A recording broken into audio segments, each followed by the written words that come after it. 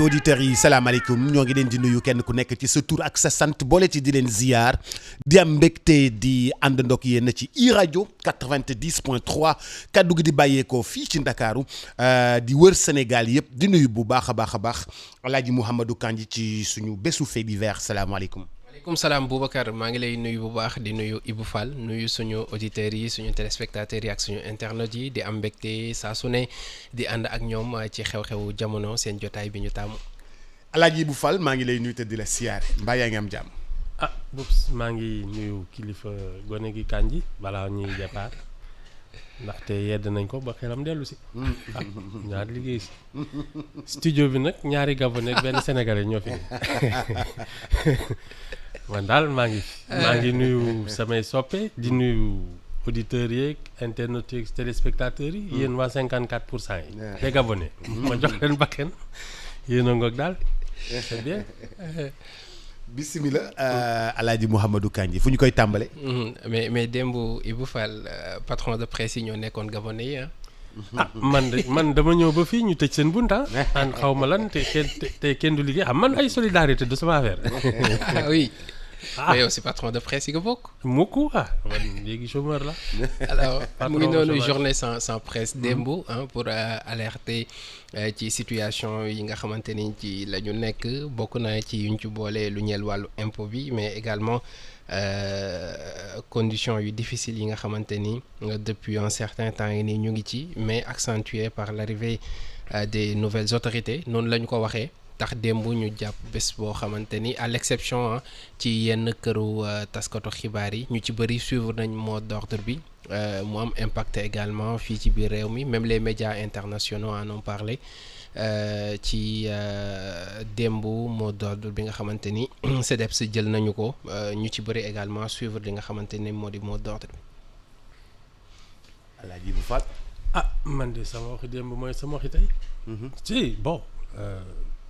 ñun la presse là ça fait très longtemps que je dis que ñun on ne s'est pas réadapté xam nga problème da nga koy régler benn yoon bon li am diggante la presse classique et les autorités c'est pas nouveau de toute manière la presse n'est pas faite pour être l'ami des autorités loolu moom bu yóbboo ñu xam ko nous surtout quand c'est une initiative privée la man vraiment il faut voir les autorités yooyu man je suis pas dans ça.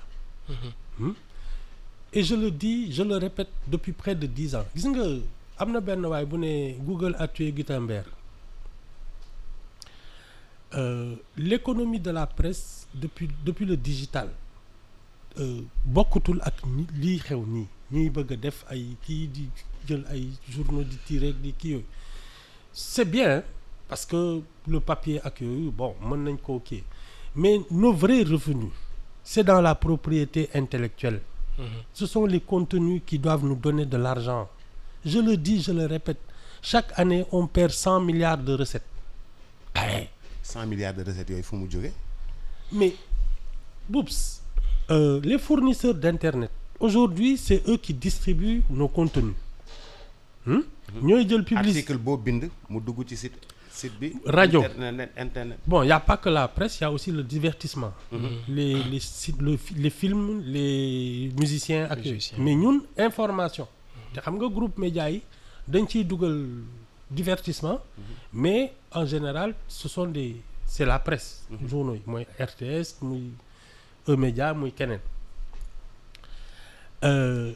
wax ji c'est pas compliqué. ñun les recettes qu'on devait avoir dans le monde traditionnel quand on n'était pas dans le digital maanaam tey nga imprimer ce journal ku ko jëndul wala àbb ko du ko gis moi déjà en 2004 xawma bi ñu taseeg waa les autorités là foog naa Sindiély Wade ak Assane Ba à l'époque ñoom ñoo ne woon task force xawma lan ils nous avaient reçus à la maison Douta Seck man nit ñi foofu nekk ñu ngi doo seen ay costume dugg seen 4x4 naan way wàññi leen ñu kii yokk leen aide à la presse ma ne non ça c'est des histoires de pauvres lii dëgg mooy état bi c'est le premier client de tout le monde ñun suñu journaux yi dañ koy jël dans l'administration di ko passante di ko photocopier ak yooyu état bi il nous doit des abonnements. L'État doit s'abonner. État abonné parce wu que na Soleil rek la abonné. non xam nga ñoom. Soleil rek lay abonné. mais non tu fais un sondage parce que il faut aussi dire que am na ay journaux yoo xam ne c'est tout sauf de l'information. Mais quand tu fais une étude sérieuse dans l'administration parce que les décideurs balaa ñuy dugg ci dara dañuy xam li xew ci dëkk bi te loolu information moo leen di ko jox ils sont obligés d'être informés donc les décideurs doivent être te quand je dis décideur du benn ministre kese parce qu'en général yooyu la ñuy def c'est tous ceux qui ont des postes de responsabilité ba ci proviseur de lycée da nga war a xam li xew ci dëkk bi directeurs yeeg magistrats yeeg yooyu mais c'est des milliers d'abonnements à l'époque je le disais Boubs soo defoon 3000 abonnements par journal tu verses à ce journal-là rien que pour ça au moins 100 millions par an 100 millions par an nag si tu as un contrat de l'État tous les ans 100 millions soo waxee ak sa banquier da lay lebal am déet. mais état bi nanguwul def loolu bëggul loolu. état bi mais c'est parce que loolu. mais tu sais mooy sama benn xarit je la salue au passage dafa ma ne c'est que la presse est entrée dans l'économie de la pitié dañu ñeme yërëm tëlu wàññi leen suivre exonérer ñu non ça ne marche pas comme ça on fait de l'entreprise ñun nos droits de propriété intellectuelle fii ñu toll nii il nous rapporte 100 milliards par an nga bëgg a teggi loolu dem di jooytu naan 600 millions la ñu soxla ce droit propriété intellectuelle dala ko war a rapporter te mënu la ko rapporter ci sa dëkk non xaaral bu dee Europe dala koy rapporter bu dee Sénégal mënu la ko rapporter mais xam nga lu tax mais les principaux concernés n'en parlent même pas man réunion CEDEPS kii 2014 loolu gis nga parce que man j'ai assisté à la kii nu mu tudd assemblée générale constitutive bu SODAV man mii j'ai voté comme éditeur ma am réunion ak waa CEDEPS on nous avait dañ fee lañ dajewoon ci El Hadj Ndiaye 2S foog naa foofu lañ doon réunion ma ne leen il faut que les groupes de presse s'inscrivent comme éditeurs et producteurs à la SODAV journalistes yi comme auteurs ñu may xool comme dama làkk chinois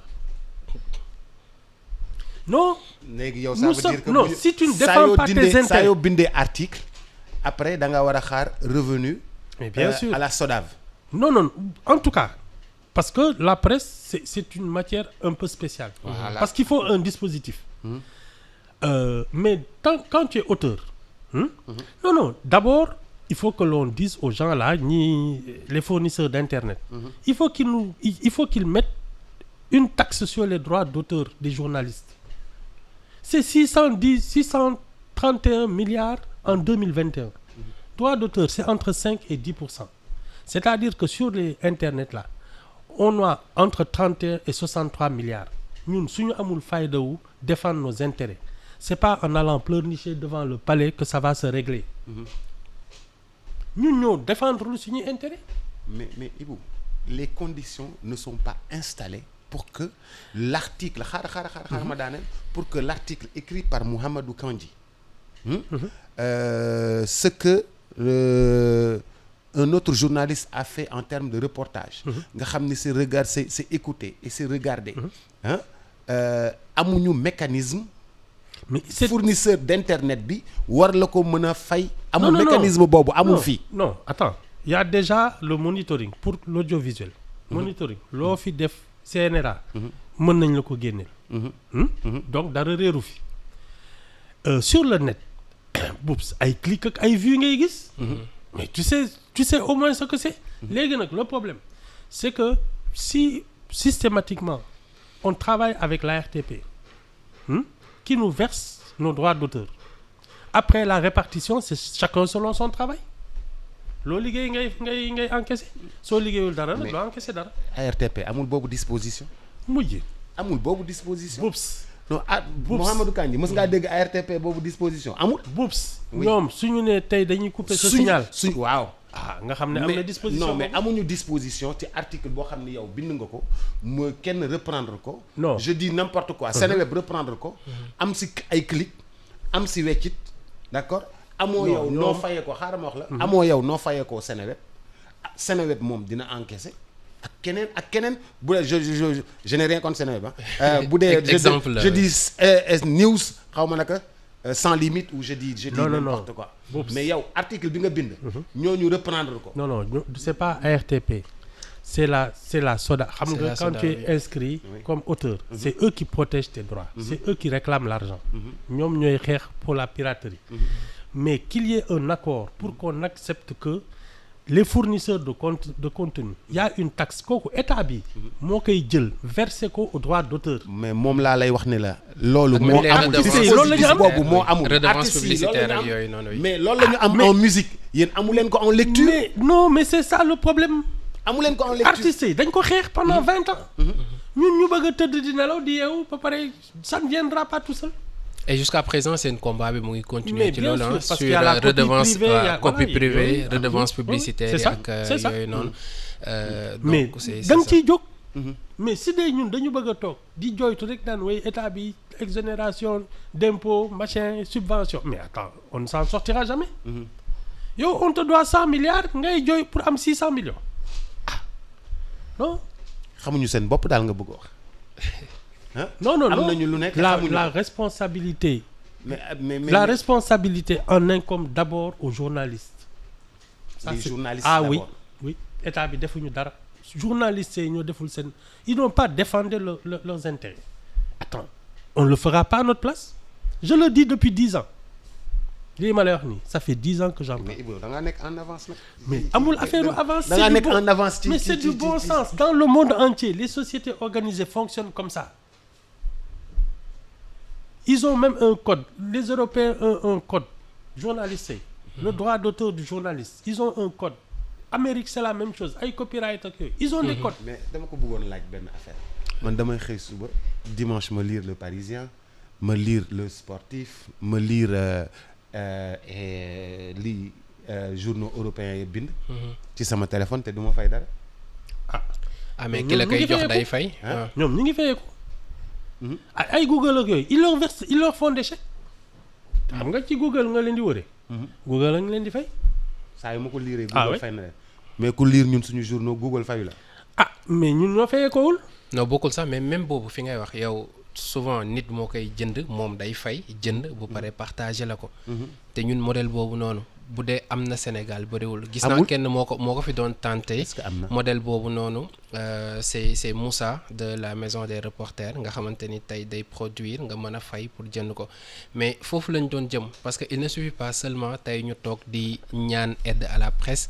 wala ñuy wax ñu teggil ñu impôt yeeg yooyu noonu yéen ngi fàttaliku bi Macky Sall waxee daf leen di baal 40 milliards yi ñu ci bëri jug di tàccu affaire yooyu noonu on s'est dit fii nii que ni c'est une grosse bêtise parce que loolu tey boo ko accepté ça veut dire que ni ëllëg loolu ci mën a fekk yaa koy teg sa bopp et situation boobu lañ nekk di dund nii tey 40 milliards yooyu noonu xamoon nañ ni déjà baal ñu ko c'est tout un problème mais patron de presse yu ci bëri itam ci lañ toogoon di nelaw rek ba lii fekk leen ci mu jëlee leen kaw ñu ngi toogaat di xaar dëgg la am na une part boo xamante ni foofu noonu ñi fa nekk ñoom ñoo ko war a parce que y a des conventions yu ñu arrêté ñu jot ci liggéey war a fay xaalis fayuñu ko et tey impact boobu noonu lay am ci entreprise yi parce que entreprise presse aussi Ibou Fall mu ngi wax léegi mais il faut reconnaître que ni c'est des entreprises yu xaw a am tuuti particularité mooy bokkuñu ak yeneen yi tey ñun li ñuy produire ci information mu ngi koy wax droit d'auteur ak yooyu eggaguñ foofu noonu donc li ñuy gagné lu ci bëri ci ay publicité yenn contrat yi ñuy am ak yooyu noonu la et loolu mënul soutenir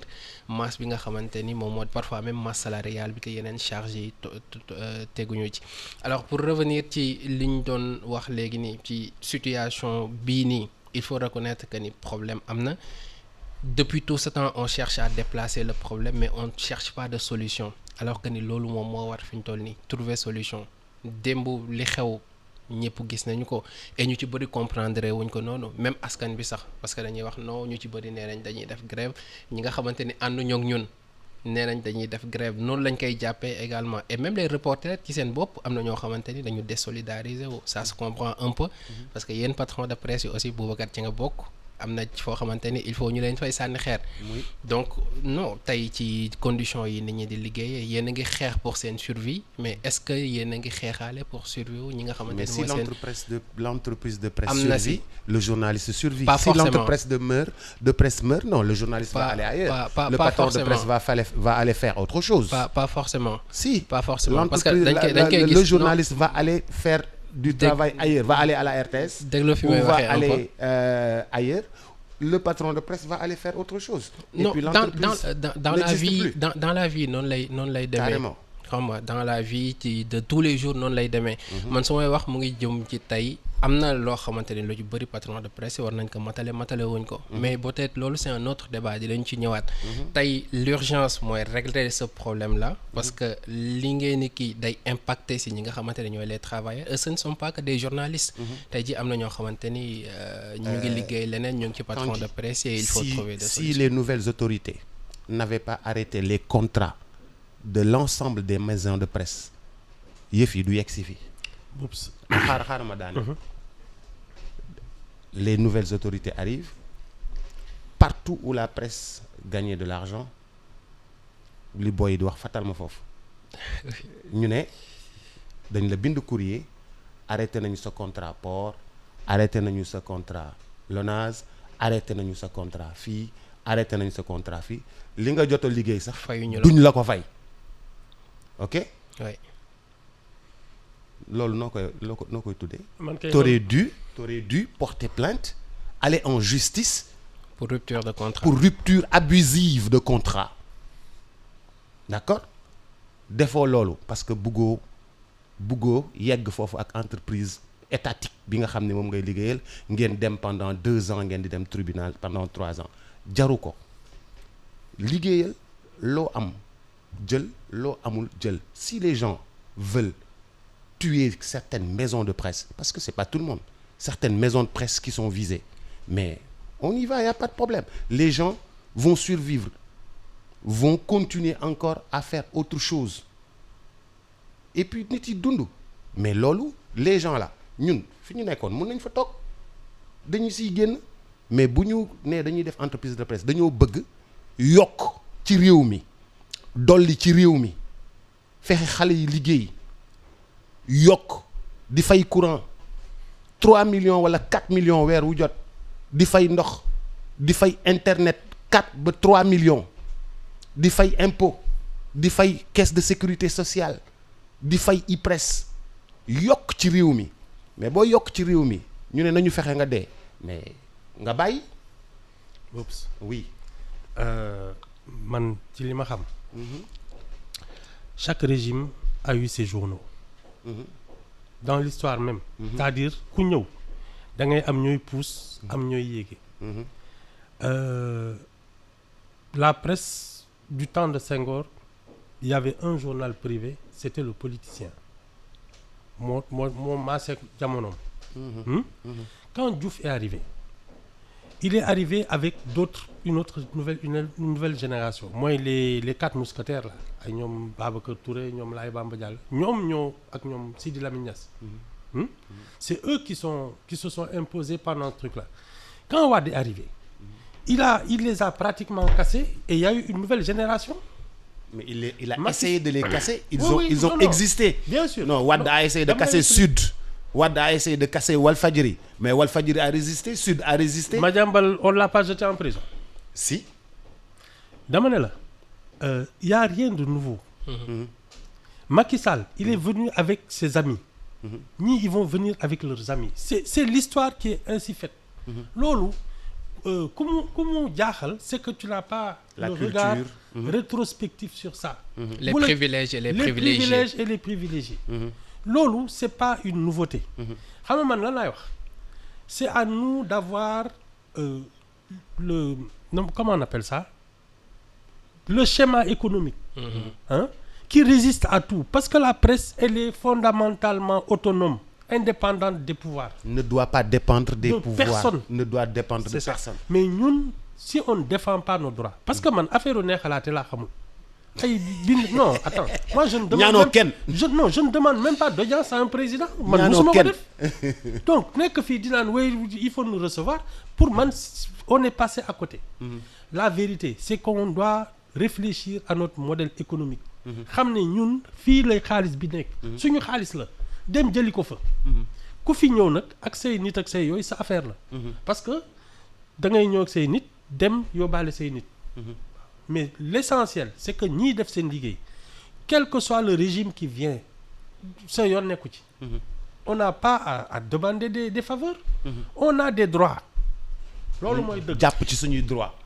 c'est tout et foofu noonu tey ñu ngi wax naan ñu si bëri ci journaux yi dañu war a def comme yenn médias yi nekk bitim réew nu ñuy def comme par exemple xam nga tey Le Monde pour ngay mën di lire seen articles yi en ligne il faut nga abonné parfois yi nga xamante ni amuñu importance bu bëri moom lañ lay may yi ci des da ngay lire benn partie ñu ne la boo bëggee lire la ci des di nga fay nangam su la neexee nga def abonnement mensuel bu la neexee nga toog xool article bu la neex nga lire boobu noonu jàll je pense que ni Jeune Afrique noonu lay def Mediapart ñoom ils ont pensé à cela depuis kenn xamul am na yeneen aussi ñu koy def mais est-ce que ñun fii nii Sénégal mën nañu def loolu lu tax ma koy wax mooy ana ñan ñooy yeewu tous les jours di lire ay journaux tey ana ñan la jaral ñu mën a jël par exemple 10 000 francs ne kat man 10 000 francs yi nii dama koy abonné si mois bii nii si bés bi le jour pour que chaque jour may man di koy am donc niveau bi nga xamante ni foofu la ñu toll ci wàllu njàng ak ci wàllu information aussi loolu noonu daf siy jouer c'est pourquoi repenser kii boobu noonu ça demande beaucoup de paramètres tey ba ci lii ñuy def nii sànq Ibou Fall ñu ngi koy wax ñun ñu ngi nii di def xew-xew jamono tey boo génnee si kanam tuuti ñaata vidéo Ibou Fall ngay gis ci ay compte yoo xamante ni bokkul ak suñu bos compte yoo xam ne xamoo ko ñu ëpp la ay vues téeméeri junni yoon ñenn ñi di ci gagner xaalis donc le problème est là il est entier tey état bi lan la war a gën a def mooy protéger ces entreprises là ñoom aussi ñu sàmmonte ak seeni yoon tey état bi bu toogee on n'a pas besoin d'aide wala bu ñuy soxla aide mooy comme li ni ko kii bi doon waxee une aide qui nous aide à nous débarrasser de cette aide tey bu ñu demee ba soxlaatuñu ndimbalu gouvernement foofu la ñuy mën a amee liberté bi nga xam ni moo lay tax nga mën a liggéey convenablement mën a liggéey correctement exactement c'est aussi simple que ça macha allah parenthèse bu neex bismillah bu ci topp ayca bu ci topp ñu dem ci douane nga xamante ne mu ngi continuer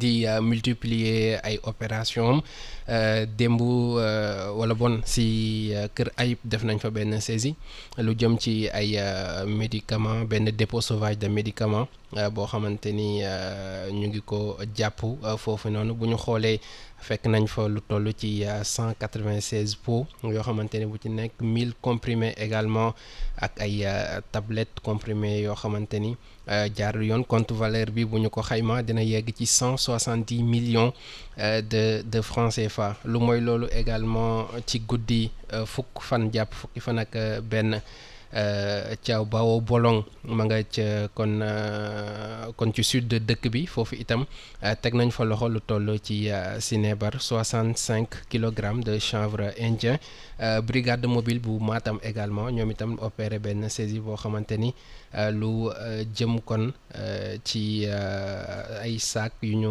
jàpp yu def ay sinébar loolu itam buñ ko xayma contre valeur bi day toll ci 36 millions de francs CFA mu ñeel lu jëm ci wàllu drogue ak saisie faux médicaments fii ci Sénégal. ci Kër Ayib. frontière non man kay je dis notre position géostratégique là si on n'en fait pas un atout ça va être un vrai problème yu bëri ci ñun la ñuy jaar. Si on n'est pas un État organisé, avec des institutions fortes et des forces de l'ordre accueillies, on va être un problème mondial. Plaque tournante dëgg parce qu'on a cette position. Et egguñu foofu déjà. Comme ba léegi am nañu police ak gendarmerie di organiser ay élections c'est que on n'a pas encore basculé dans une zone de non-droit mais suñu demee ba nuroog ñooñu ñu ci doon. ñoom Pablo Escobar ay Colombie yooyu. nga xam ne narcotrafiquant yi benn trafiquant moo ëpp xaalis état bi. ça devient un problème. Non, bon, nous on n'est pas encore dans ce schéma. et mais c'est en fait li ñuy jàpp fan yii dafa Dafa bëri bëri. loolu mooy wax bi. mais dafa heureusement que ñu ngi leen di jàpp bëri Boubs parce que ñii ñu ngi ci. waaw mais daaw lu tax jàpp ñu woon lu bëri.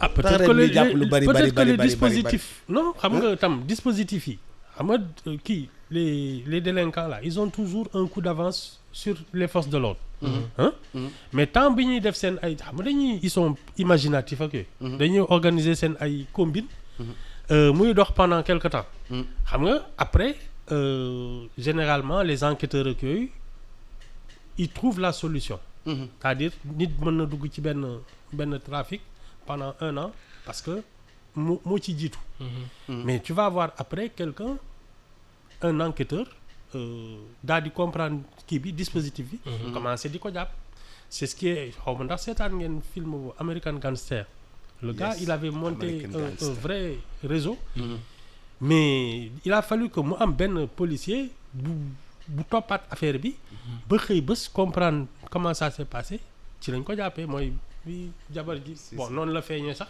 manteau bi mu solee manteau bi, voilà oui. c'est ça pour te dire de toute manière les gens qui jouent avec les lois là tout le temps dañuy xool système bi xool ko ba seppi ko daal di ne nii laa koy contourner. ah oui ñoom ni policiers yi di travailler seen i C'est ça. tactique seen i technique pour intercepter leen. après noonu nag comme ñoom dañuy gis seen benn combine boo xam ne ça passe entre les mailles du filet enquêteurs yi suñu gisee ne am na ku ñuy naxtaan yi dinañ ko seet ba comprendre système bi ci la ñuy commencer di jàpp. mais c'est toujours un cycle boo xam ne la mafia mène le jeu nga xëy bés ñu démanteler ko yooyu parce que dafa am ñoo xam ne ils travaillent sérieusement et ils ont le temps. gisoo mafia dañ jékki-jékki di leen jàpp benn par benn. ouais. ñuy collaborer. c'est que dañu yàgg di leen wër. mais récurrence bi Boubacar di wax tey est-ce que du dem ba jur leneen xam nga bu njëkk buñ doon wax saisir nañ même xam nga yenn drogue yu ndaw yii nii lañ doon wax mais léegi da ngay dégg ñu ne saisir nañ 1 tonne cocaïne. contre-valeur yi ñu wax ay milliards c'est vrai que ni am na benn expert bu doon expliquer que ni lu si ëpp day jàll. nekkul loo xamante ni day dem. mais sur ce point-là on s'interroge ci ana lan mooy dugg ñan ñooy dugal. et qui sont ces gens-là nga xamante ni ñoom ñooy nekk ci bopp bi parce que souvent dañ naan la jàpp nañu chauffeur camion bi jàpp nañu ñaar ñi mu àndaloon. mais après duñu am ay suite si expliquer que y a depuis quelque temps am na benn conflit dans le monde xaw ma Ukraine la xaw ma am na dëkk boo xam ne passage bi gars yi doon jàll. oui foofu moo am problème et donc la route du Sénégal moo changé. voilà fi ñu doon jaar xaw ma nag fan la xaw ma guerre Ukraine bi la xaw ma am na daal un conflit dans le monde wala golfe arabe yeeg yooyu mais am na benn problème boo xam ne moo tax les trafiquants ont changé d'itinéraire et donc maintenant ils passent beaucoup plus par Dakar enfin et puis il paraît qu'au large du Sénégal souvent la ñuy jàll quoi loolu daal am na ku mais yëf yi day jàll du fi toog daal drogue bi mbaa day jàll. ñun kat amuñu xaalis yow ñun fii déjà jënd yamba bu ndaw bi ay sous-développé. fii gars yaa ngi jënd Ibou. ay Ibou am nañ fi ay kaaw am nañ fi ñaari kaaw overdose ay joyaux 100 francs. Ibou am nañ fi ñaari kaaw overdose. li gars yi di woowee tànku kañ. Ibou am nañ fi ñaari kaaw overdose. si trafiquant mu fi milliardaire. fii am nañ fi ay kaaw overdose. tu vas à des pauvres. ba pare gos yi dañu koy paasante. kañ Ibou day déconné. day tooj mais yow fii gars yi di jënd drogue yi dañuy paasante suñu jënd tey di ñuy paasante journaux yeeg yooyu noonu lañuy paasante joy dañuy pirater yamba bi. Ibou da ngay déconné Ibou affaire yi daf fi tag de. non affaire yi day tag de. c'est pas nous on n'est pas les grands consommateurs loolu moom bu yóbboo ñu. non ñun suñu diine may ñu. dañoo du affaire diine sax dañoo yiw. pouvoir d'achat la. non affaire bi diine ci la. affaire pouvoir d'achat la. non. kanji diine tax ñu lu bëri duñ ko def ñun. témoin dans les années 80 diine moo tax. non xaaral. Boubacar kanji diine tax lu bëri duñ ko def ñun. da ngay animer soirée da ngay génn guddi. muy ma may animé soirée damay génn guddi. waaw ba kon kay loo ci wax. témoin dans les années 90. dama ne la lu bëri diine tax ñun duñ ko def. Témoin dans les années 90 mës na titré pénurie de yamba. pénurie de yamba. gars yi dañu doon wër yamba ci dëkk bi gisuñ dara. naan pénurie dafa am ci dëkk bi. non. mu nekk scoop. yamba manqué woon na fi kon. ah mës na fi manqué moom ba gars yi bind ko ci journaux yi xanaa loolu mooy policiers yi waaye yéen génne leen yamba booy tox. wala li ngeen jàpp daa bëri. li ngeen jàpp dama bàyyi leen affaire mu non.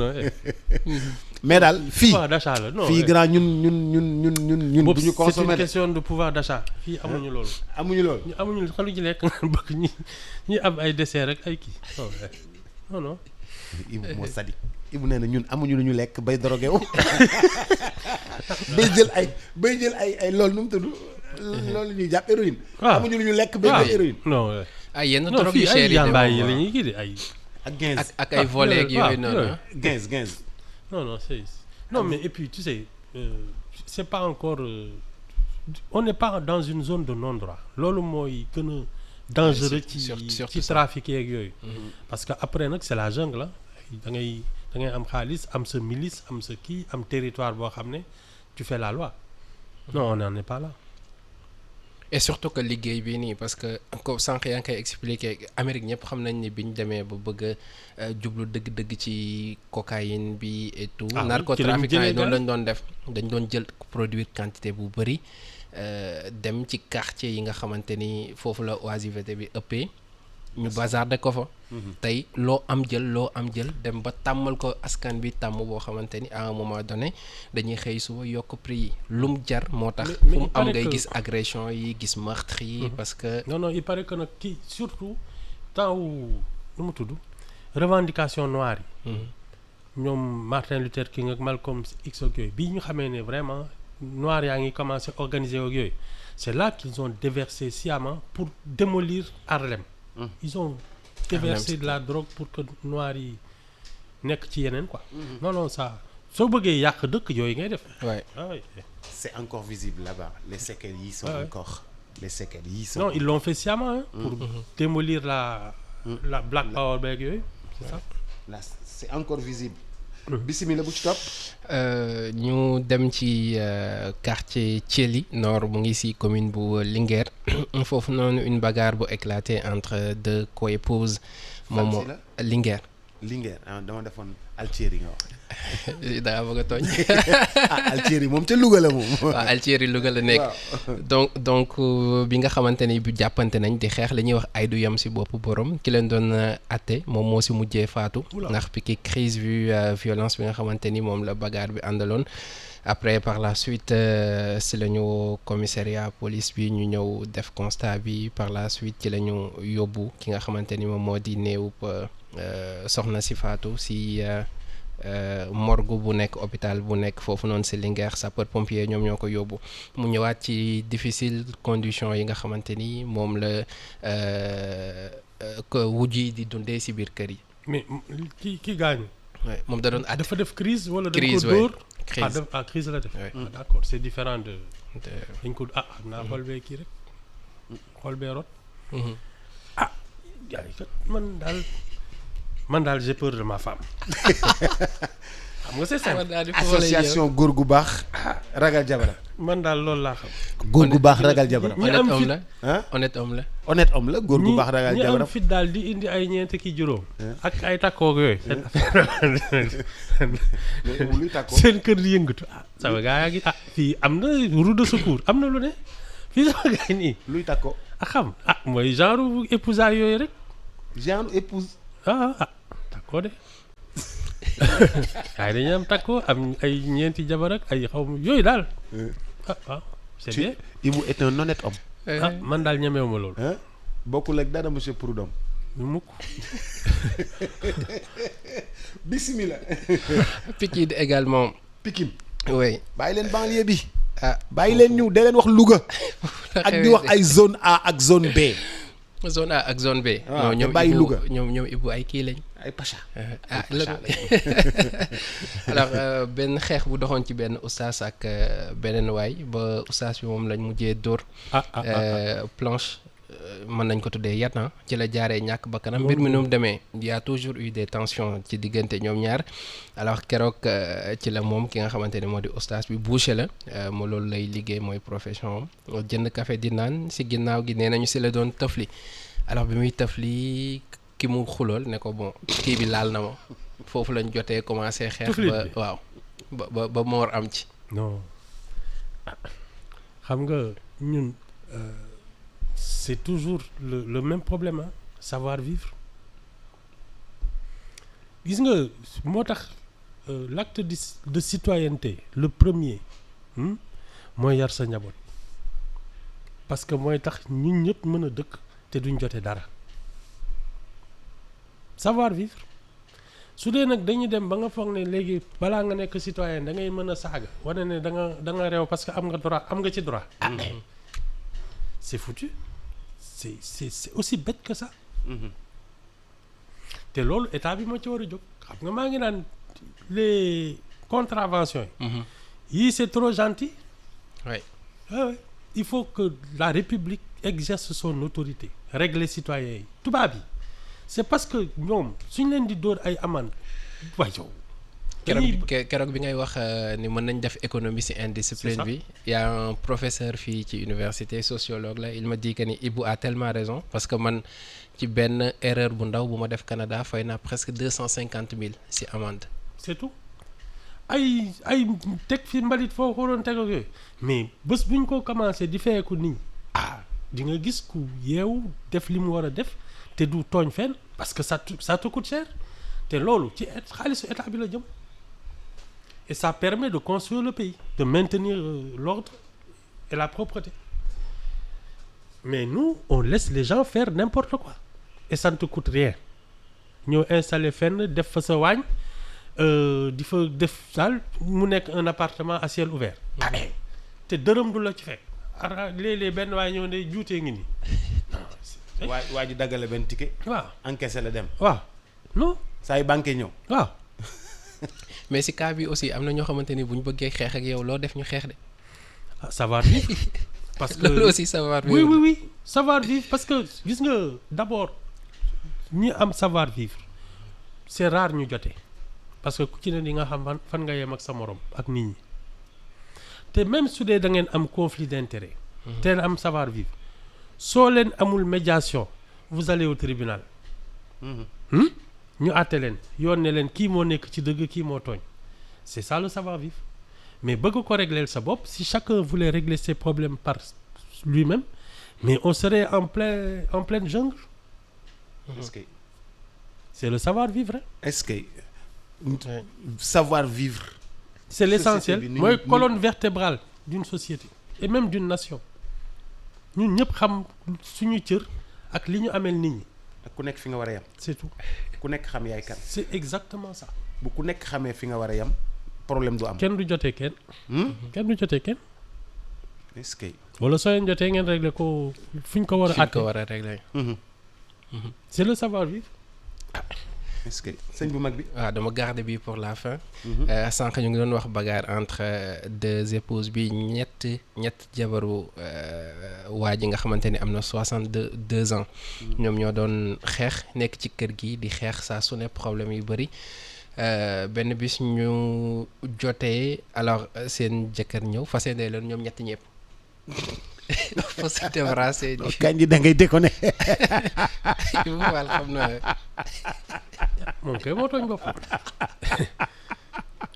fasandoo leen ñoom ñett ñëpp. mais Kandji dafay déconner. non Kandji tu déconnes. non Kandji tu déconnes. je n'invente rien. non il en a marre quoi tu veux dire. il en a marre. bien sûr.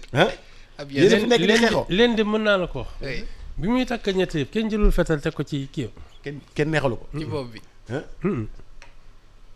mu dem takk ñett yëpp. mais ñett yi xeexoo. mais moi c'est mais bu ñu xeexoo suuf si day jug ci gàlle bi de. jaar dina bëri pënd de. boops c'est-à-dire que nga dajale ay jabar yu bëri ci benn kër ñu bañ a xeex kay mooy man moo mën a rajaax. mais Ibou bu ñu amee savoir vivre bi ngay wax du ñu xeex. ah savoir vivre kay mu xam nga fu muy njëkkee. bañ boole dajale ay jabar ci biir kër.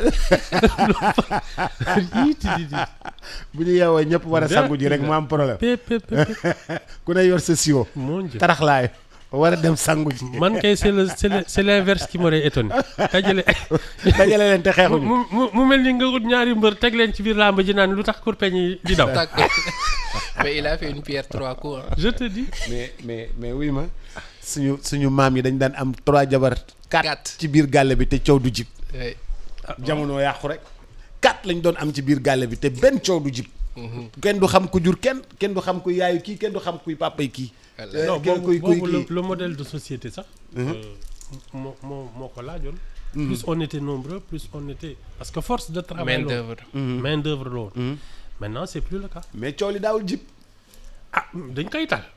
dañuy dem liggéeyi ñëppay liggéey nekk ci tool yi xam nga soo béyee de 6 heures du matin à 20 heures xam nga doo am doole xulu. non mais il faut dire que ni boobu autorité également. ñoom dañ doon exercer benn autorité parentale. oui macha allah El Hadj Mouhamadou Kandji nañ ko fi yamale balaa Ibou du ñu gaañ. gaañ nañu ba pare. Ibou namoon naa la waay. maa ngi nii le Gabonais maa ngi ñibbi Gabon. yaa dawoon def micro bi sonné. di ko gërëm bu baax a baax di ko sant Kandji ba suba ak jàmm incha allah jaajëfal la yow itam. El Hadj Ibou Fall ba suba ak jàmm. ah luy ba suba ak jàmm c'est pas férié. non demain c'est férié. léegi El Hadj Ibou Fall ba après demain. waaw ba après demain. vendredi. incha allah man du man de. non da ngay ñëw par force. dañ la invité ani kii. dañ la invité professeur invité nga invité nga. waaw non de toute façon su dee demain man de sama yoon. non demain. amul demain incha allah demain. bu soobee yàlla. jërëjëf di leen gërëm bu baax a baax di leen sant dig daje ëllëg incha allah Cheikh Sarr mi ngi dëkk léegi ci xorom ci Cine à tout à l'heure. di Kpay transfert